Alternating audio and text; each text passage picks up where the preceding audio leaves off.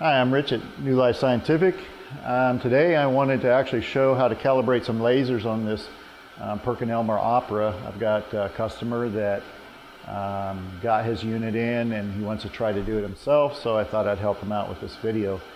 I'm just going to point out a few things that we really need for this, and number one, that's the safety glasses for UV light. I've got two here. One covers a range from 620 to 700 nanometers, which is more of the red lasers, and then the one that covers everything below that covers all the other lasers. So between these two glasses is what it's going to take when we're looking at the lasers. And you'll notice this pair will actually fit over this one, and that really helps for what we're doing, because we're going to be needing to wear both glasses when we're aligning the lasers. As you can see, I've got the back panels all off the machine. I'm just getting ready to take the panel off the laser source box and show you where the lasers are, and so we can kind of get started. I'm gonna put these down for a second here. First thing I want to show a couple places where we can actually shut the laser irises off. The biggest one is the sapphire here. It definitely is the most powerful laser, but it has its little iris shut off right in here. And you can just move that little lever up and that'll cut the laser off there. And I also got the violet one over here. I'm going to do the same thing. You can just move it down to close it off. And then also up here, just close these off. Now, I am missing the laser. Normally here, this unit actually was missing it. I am getting another laser in for that, but I don't have it for this video, which we've got the other lasers, and this one works the same way as far as alignment. So we're just going to show you how to align the lasers I do have here. Like I said, that laser would work the same way. But I've got most of the bolts off here, so I'm just going to access the panel here and open it up so you can see the inside of it. I'm going to point out a few things inside here. As you can see, we have a lot of adjustment mirrors, a lot of filter wheels. It looks really scary when you look in it, but I want to simplify it a little bit so it's not so scary, and it gives you the chance to really understand the machine and align the lasers if you really need to. One thing nice about the Opera, they have the coherent lasers. They're very off the shelf. You can, replace them with new ones, get some good used ones off the internet. So this is a machine that is nice for that. If you feel like your laser is getting a little weak, you can put a little newer one on there, and it's just literally 4 bolts, take it off and put the new one on. I've actually replaced this the 641 nanometer laser up here for this machine already. And again, I'm getting another laser for here. This is a 2010 model, and a very nice machine, German built, but I just want to take the edge off a little bit on the intimidation of it. But essentially what happens is your mixing mirrors all work in here, and everything comes down through the central area here and bounces off this last mirror, and it goes into this fiber optic coupler holder. You can see all the adjustments here on that, and then it comes into the fiber optic cable here, which then goes around to the front of the machine and goes into the observing area, up into the microscope stage area. But anyways, we're just focusing on the back here on this video. All the lasers are turned on. I just got the shutters turned off on each laser. And basically what has to happen is that all the other lasers have to line up with the sapphire laser. And the reason that is because the sapphire laser doesn't have any adjustments inside here. The laser comes straight in, hits this mirror here, bounces down to this mirror, and straight into here. Now the only adjustments that you have on the sapphire to get it to align with the fiber optic cable is the coupler alignments here. And that's the essential part. All these adjustments have to be made first in order to get the sapphire laser into there. But essentially what that means then is that means that all the other lasers have to align with the sapphire laser. So you can't move the beam on the sapphire laser. It's just moving this mechanism to align it with the beam. So what we need to do is we need to align these three lasers, and in this case it's just going to be these two, with the sapphire laser. And the only way that that's really possible is to extend the beam outside this box and have an area of alignment throughout here, which I picked here. And what it's going to do is we need to align that beam from one point to the next point so that we can take the other lasers and then align them to the same points. So the easiest way I found to do that was just to simply get some white duct tape, and I cut some pieces here, a shorter piece and a longer 1 foot piece and about a 5-inch piece.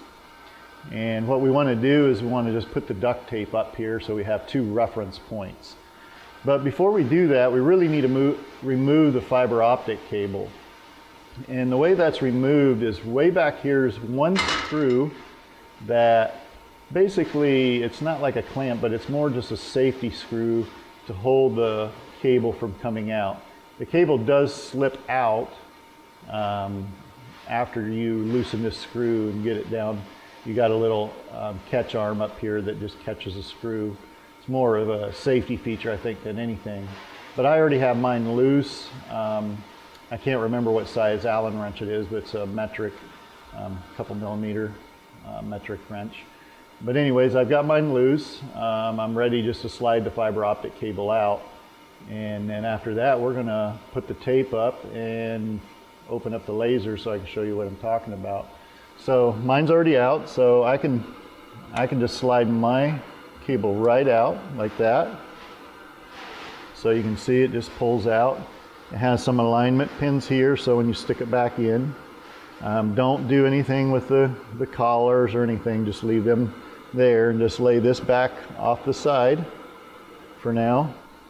So our first piece of tape is going to go up front here, and I'm going to actually put it up here, and I want the vinyl side facing towards the laser so we got a really good impression of that laser coming out of the coupler here.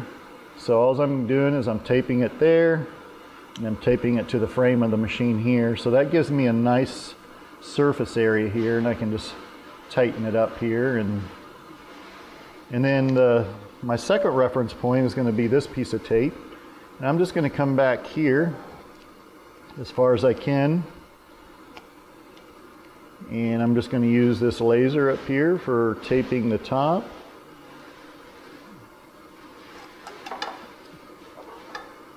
And just tape it on the bottom here. Very simple like that. I'll move my fiber optic cable a little bit more here. I'm just going to take it out of here.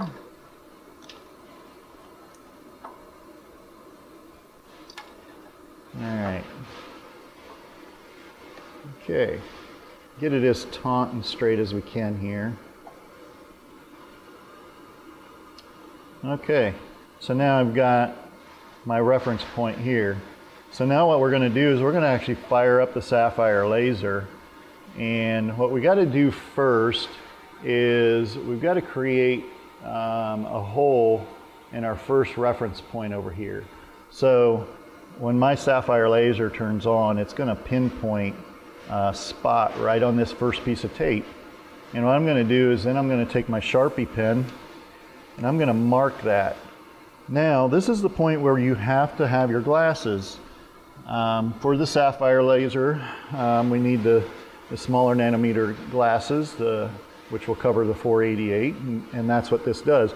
Now it blocks about 95% of the light. The only light that I'll be able to see is just a little pin dot light. And that's nice because then that allows me to mark the very strongest pinpoint area with my marquee. Without these glasses, you wouldn't be able to do that. It would be too bright for one. So when we start turning the shutter open here, you're going to actually see the light coming through. And I got to make sure I got my light source on here. Okay. Now I'm going to have you come around this side so we can actually see the light coming out here.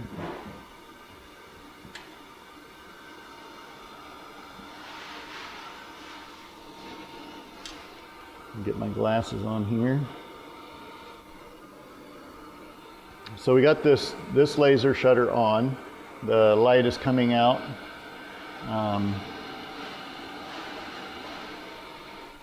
Now, this is probably in the camera, it's very, very bright, I imagine. It's coming through but the only thing I can actually see is just a real pin dot. And I'm going to put my glasses right over the lens of the camera. And that probably shows you a little bit there probably. You can just see that pin dot there.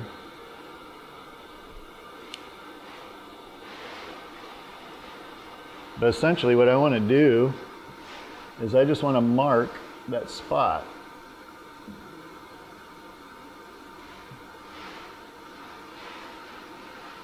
Now you can see the laser actually is burning a hole in that area as soon as I touched it with the marker. It's a very powerful laser, that's why you really need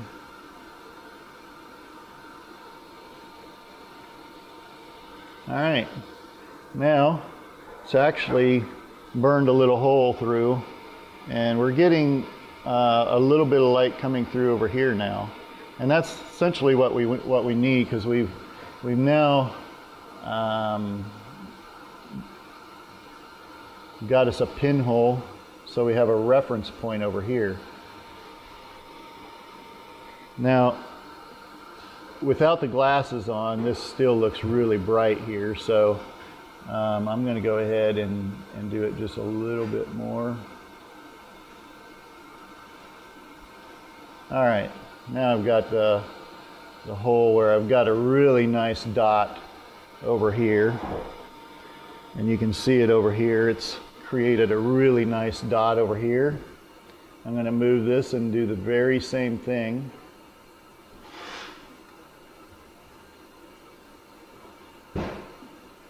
Alright, I've got me a dot right in the center there.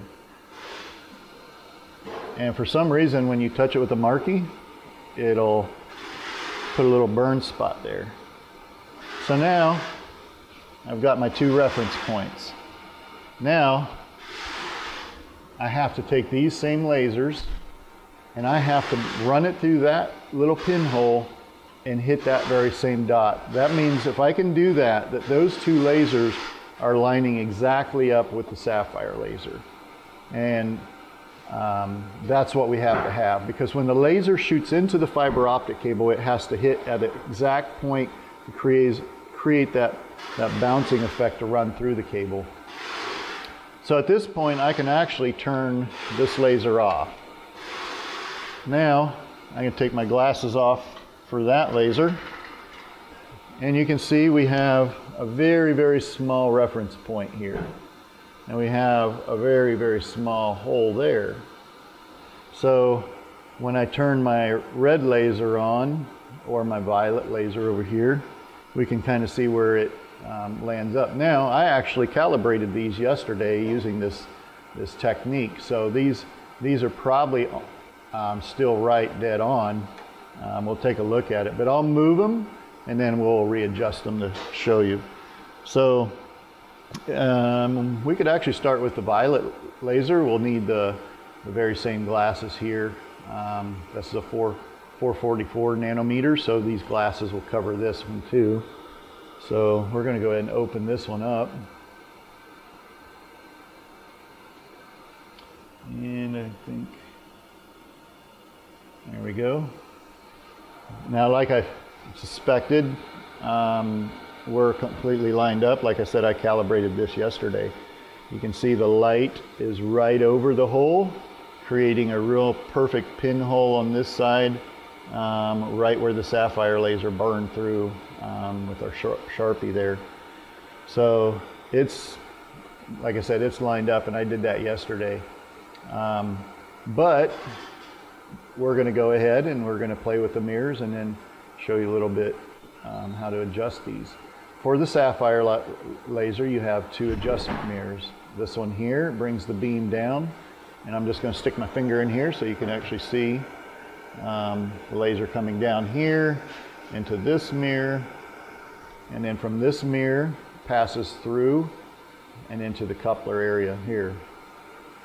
So when I come up here and I start turning the mirror, you can see how we moved the light off here and is no longer coming through here.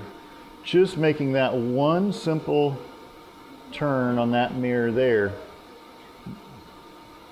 And then that's creating a side-by-side movement. Same way with this mirror here. This, we make this movement there, that does the very same thing.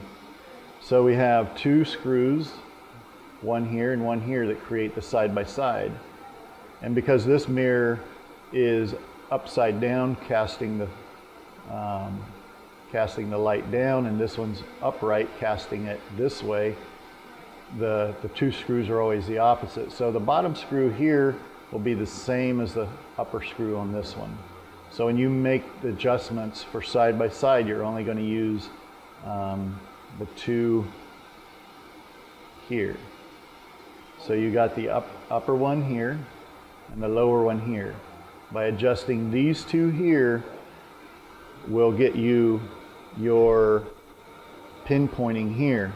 Now you have to work both mirrors together, and the reason of that is because if you're getting it lined up here on this hole but it's not lining up, then that means that you have to work both mirrors to move it over and then move it back. So it's kind of utilizing the two mirrors, and that's where it gets probably the most difficult, and it just takes a little bit of playing with to get used to. And they have this little reference dots on each screw here, you can see, and that helps out a lot too. So then when you want to make your up and down movements, you got the upper and the lower here. So you can see when I move this screw down, how it's moving the dot down, and it's not even going through and coming through over here at all. So moving that back up,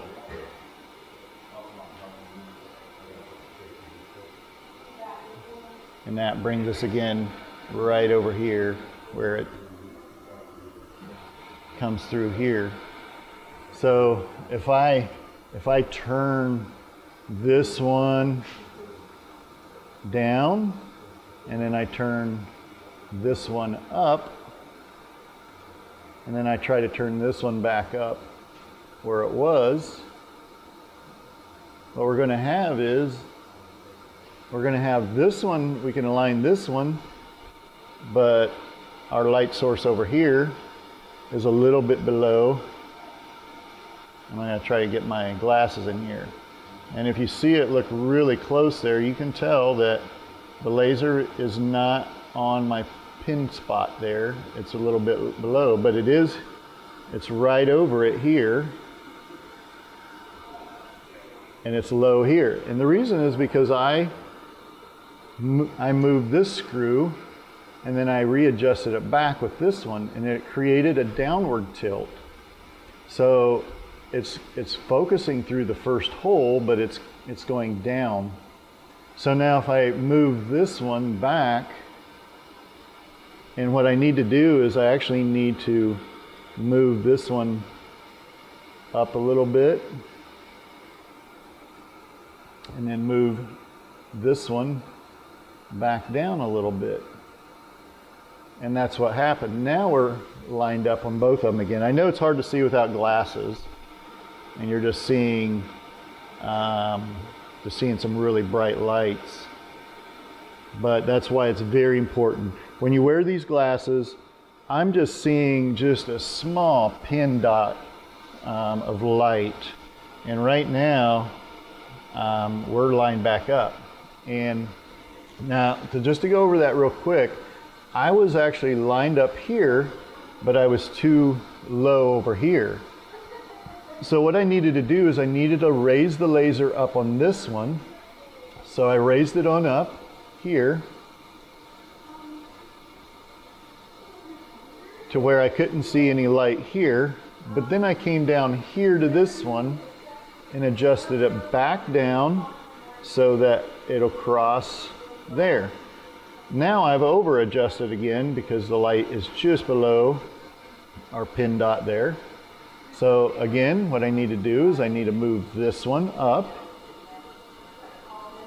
above the hole, just barely above the hole here, and then bring it back down with this one to get it perfectly aligned. So I'm still just a little bit low now. I went just a little too much. So what I'm going to do is I'm going to go back up here again, and I'm going to come down a little bit there, and then I'm going to adjust it back up here.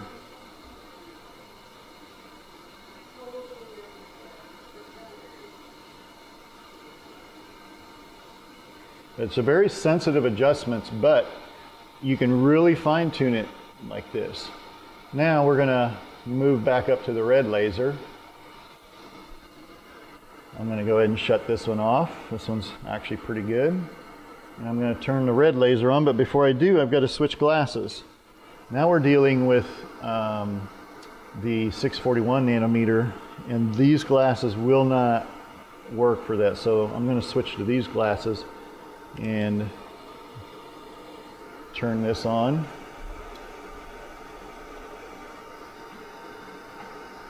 Make sure it's on. I can't see nothing hardly when this is on. I'm going to go ahead and get my, yeah, and that's pretty bright for you, I'm sure, but to me, all I'm seeing is a very, very little small red dot, and I'm going to put my glasses right up there, and you could probably see it. You might be able to see it over here. It filters it clear out there. But when I put the glasses on, I can actually see, the red dot here on both ends. And like I said, it's actually aligned up pretty good. I'm off just a little bit, it looks like. So again, on the red mirror, we have two adjustments. We have this mirror here, or on the red laser, we have two mirrors. We have this mirror and we have this mirror. And so what we got to do is this mirror comes down in here to a set permanent mirror, bounces straight over to this one, and then this one bounces straight down to this one. So the only adjustments we have are these two mirrors, and that's all you need is two mirrors. If you only had one mirror, it wouldn't be enough. We have to have two mirrors to be able to get these alignments this way and also this way. So like I said, we can't do the other laser over here because I don't have it, but just to point out, this laser has two mirrors. It has this one here and it has this one here. So the light comes down here, bounces over to here and down here. So these are the only two mirrors you got to adjust here. So as I'm looking here, it looks like this red light is right on the side of my hole. So it looks to me like I need to adjust it over. Okay, now that went right through, and now I can see it's coming through a little bit better over there. It's right over top of my hole, and it looks like my hole is really small, but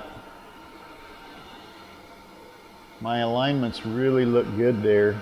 And like I said, I actually did this yesterday and aligned it, because I just put this laser on this machine, so it needed alignment, and it took me probably about 10 minutes to do this laser. This is by far the hardest laser, It's the furthest away. The light travels the furthest on this one.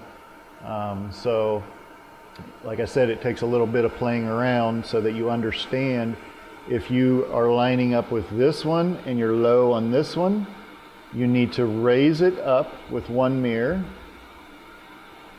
so that it's above this hole. Then take the other mirror and bring it back down so that you're actually creating a tilt. And it's the same way on this horizontal leveling. If you got the laser too far over here on the right or the left, you have to adjust one mirror the opposite direction, and then with the other mirror you have to fix it the other way so that it actually turns the laser beam. If you're only adjusting one mirror, what happens is you're only moving it back and forth. By using two mirrors, you're actually turning the laser beam this way or this way. And that's what's critical about having two mirrors. And that's why any laser alignment takes the two mirrors. And like I said, it looks intimidating, but when it's just comes right down to it, it's just making sure you have your glasses for sure. Because I'm sitting here, the light, I don't even recognize it. I'm only seeing just a little red dot, and nothing's bothering me. So right now, our lasers are really close. The only really way that we can test it any further or any better to make sure it would be lined up is if we're going to put the fiber optic cable back in now, and then we're going to actually adjust the fiber optic cable itself with this mechanism.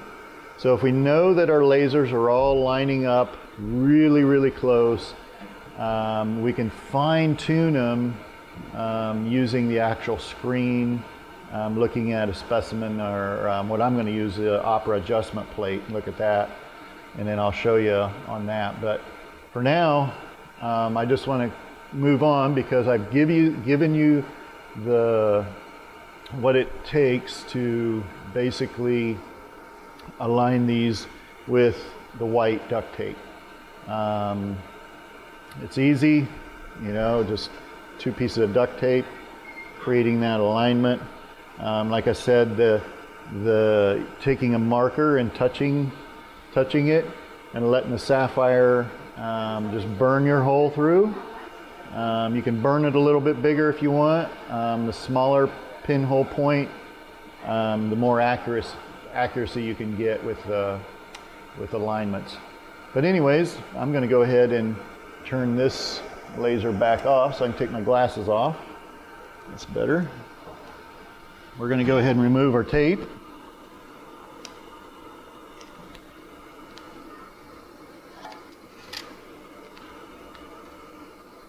And go ahead and put the fiber optic cable back on. Again, we have this alignment pin that goes horizontal, and then there's an alignment pin on top that goes vertically. And just have to get it lined up here and push it straight in, making sure the alignment pins are lined up. There we go. Shoved it straight in. And like I said, when you push it in and the alignment pins line up, you know it's back in where it's supposed to be.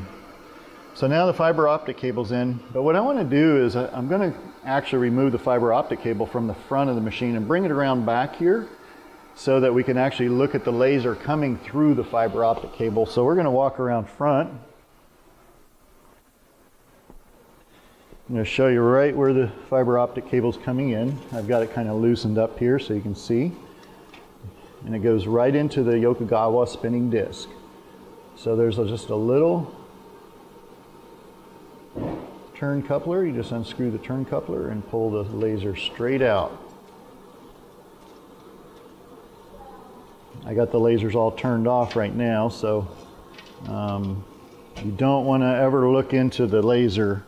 So again, we're going to bring it back around back here. And I'm just going to lay this laser right in here.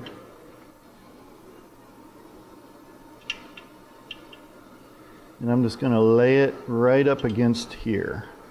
Keep it away from my eyes. I'm just going to hold it here. And I'm going to go ahead and open up the sapphire laser because that is our main laser there. And you can see we've got good light coming through.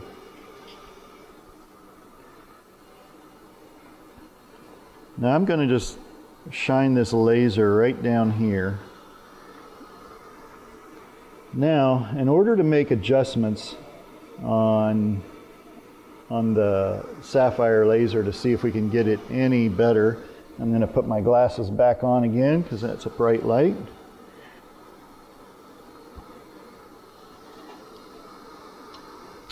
Now I'm just seeing a very, very small light here. So I can actually take and make adjustments here on the coupler down here where I showed you where all the adjustment knobs are. And it almost seems like when I adjust them that you can see I lose light there. And I find this point where it's the brightest. And that's what you want to do, is you want to find the spot where it's the brightest. And when you find that spot, then that's just about as bright as you're going to get it. So it looks about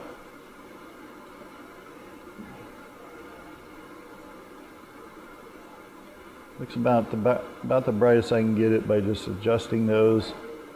So I've got a really bright light coming out of there now. I'm going to shut this one off, and I'm going to turn the violet one on.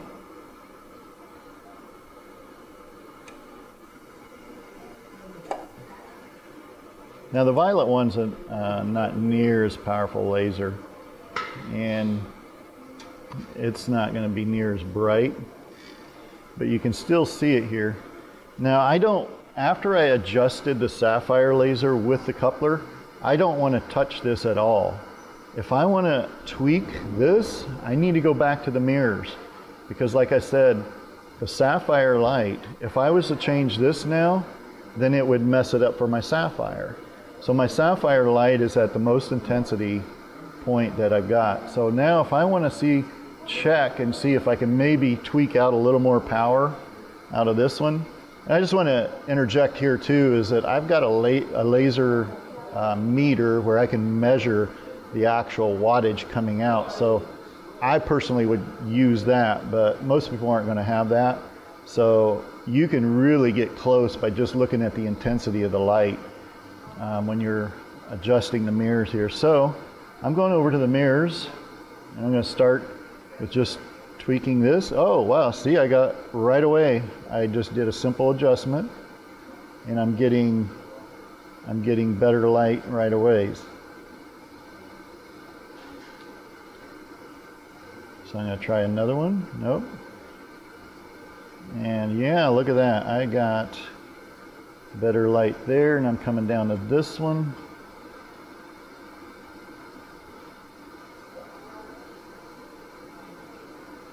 Okay. I'm pretty much at full peak, and I'm going back to this one. I'm just working myself back between the two mirrors, because if I can tweak this one, and you can actually just keep moving in and moving into the most powerful outlet. That's what we're looking for. And I think I'm pretty much there on these.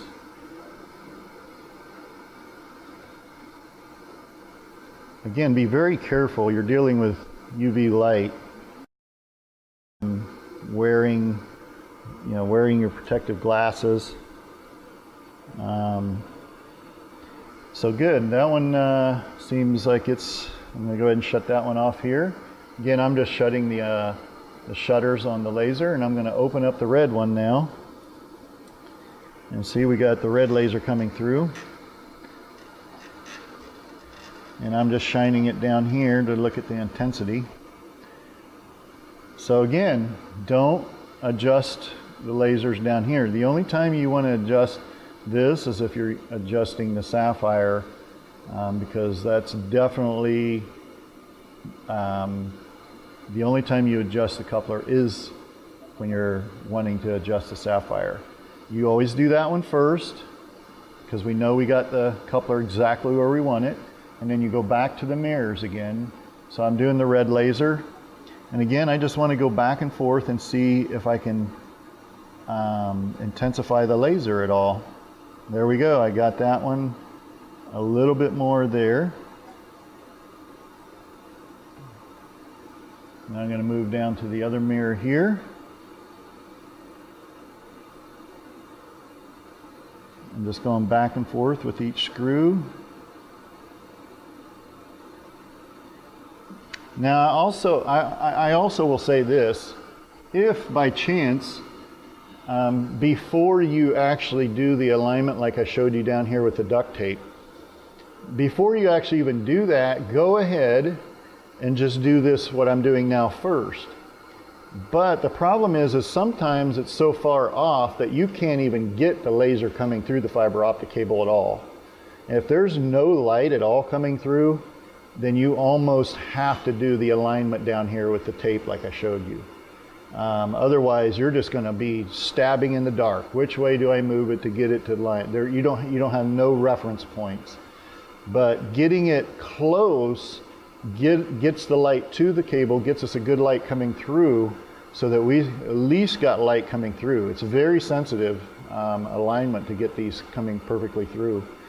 So once you get light coming through like we did here, then you can come back and make your fine-tune adjustments.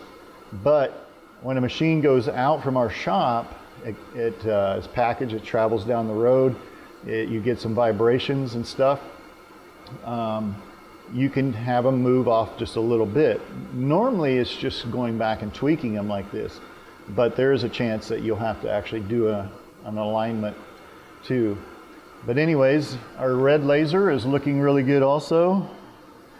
Like I said, if I were to do it, I would use my power meter and I would know for sure exactly where we would have the highest strength. But just doing it like this, just looking at the intensity of the laser and moving our adjustment nuts back and forth, and I think we're about there. So, and we've done our violet, we've done our red. Like I said, we're missing the other laser up here. So I'm going to go ahead and shut this red laser off. We're going to go ahead and plug this back in the front.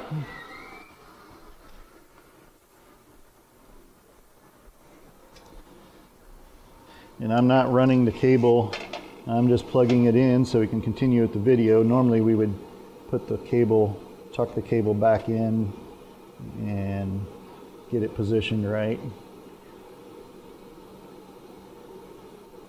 Okay, again, there's some aligning pins. You got to make sure it's moving straight in and tighten that up. So we got our cable adjusted back in. And I'm going to go turn the blue laser back on, and we'll be able to see the light coming up through here real quick and show you that we're turned on and ready to go. So now the light's coming through, and the light should be coming all the way through, all the way up into the chamber, clear up in there into the reader up here. You can see the blue light's on, it's coming clear up into the reader. So that means we're good there. Now we're going to come back around to the computer here.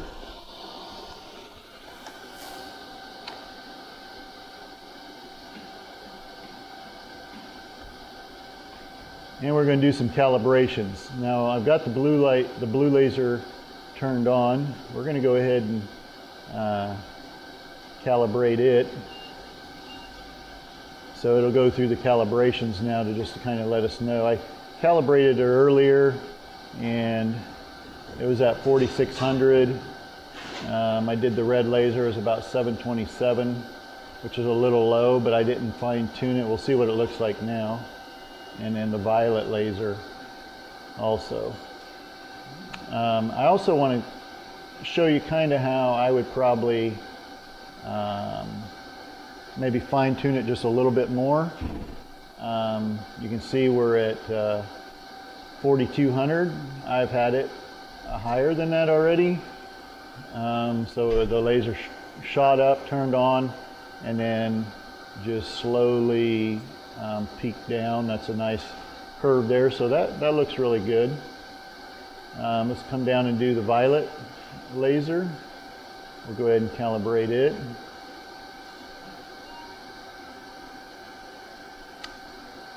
And like I said yesterday, after I did it, I got about 2,000 milliwatts out of it.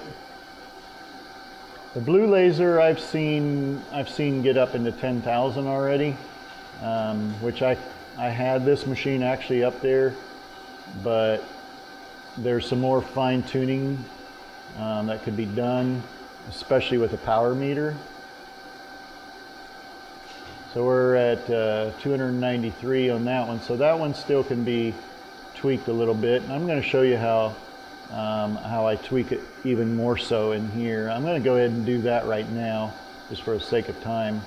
But I've got my my 96 Opera adjustment plate, and I would strongly recommend having one of those plates.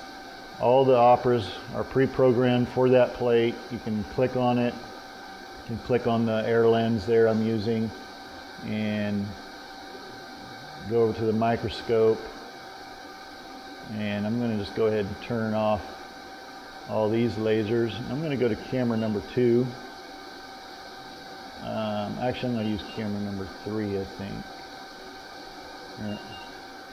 I got this laser on. I'm going to pick this well here with some beads in it. I'm going to hit the autofocus here and see if we can pull up the beads. There we go.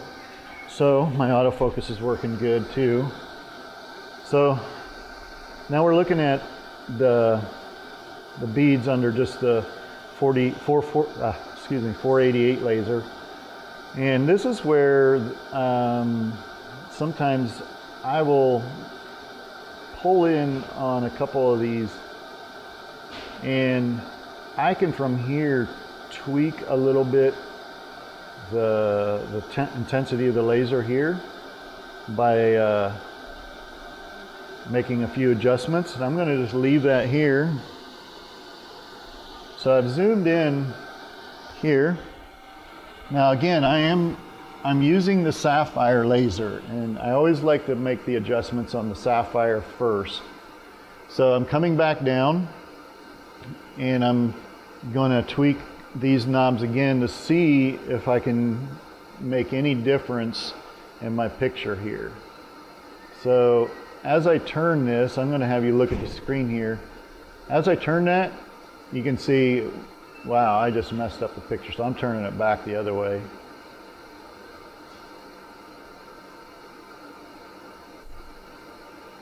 And I'm keep going the other way, and it messed it up that way. So now I'm finding the center point between those two spots. And I'm just going through each one of these and fine-tuning it.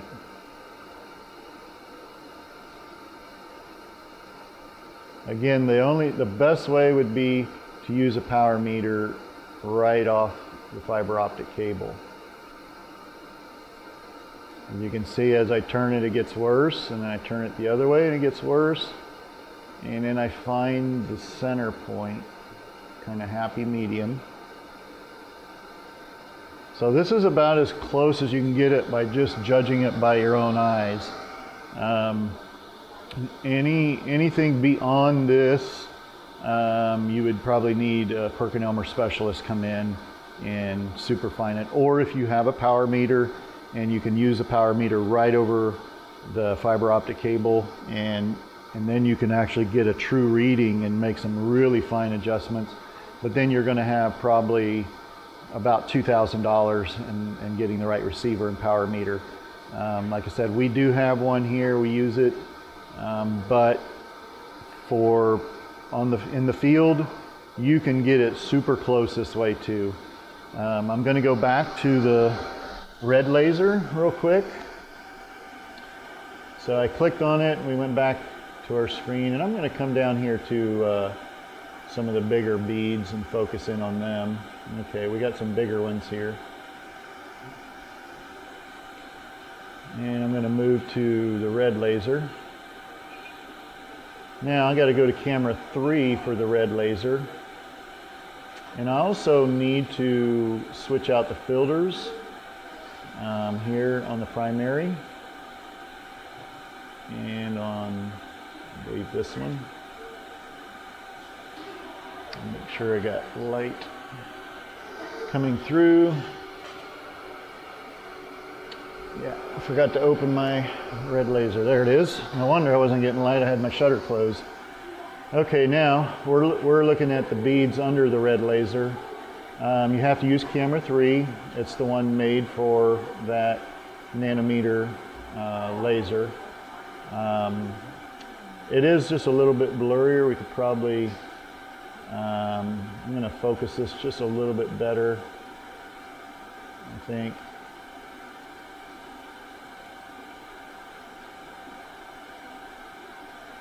The autofocus works really good, but sometimes you can zoom in on it and adjust the steps manually here, and then hit the focus button again, and it locks in on what you just focused it at. So you can actually set your parameters for your experiments, not completely based on the autofocus, but also on some manual adjustments to get a sharper image. But anyways, that's the red laser.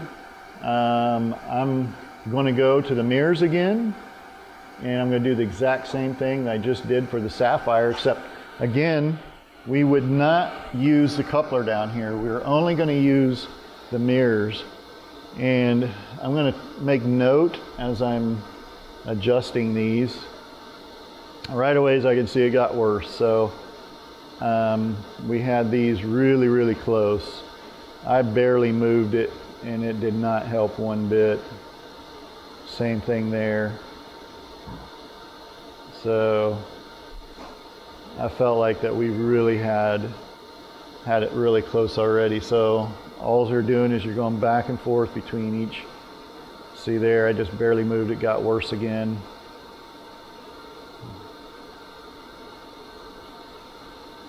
So I felt like that we had a really good alignment on that.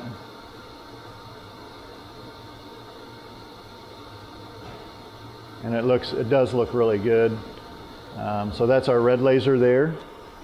We can quickly do the violet laser, but honestly it's the same way. I would pick the violet one and turn this one off. I'm going back to camera number 2. I'm going to switch the filters back.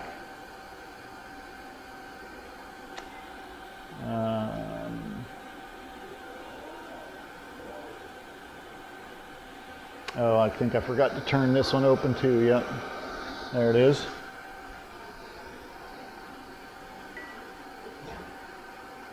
But your most powerful laser is always going to be your 488. When I click that on, you get instant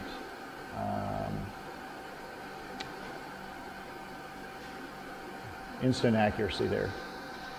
But anyways, that pretty much concludes just a straightforward, simple way to align your lasers without going into accurate precision alignment. But just by moving the machine a little bit, you can just soon lose that super accuracy anyways.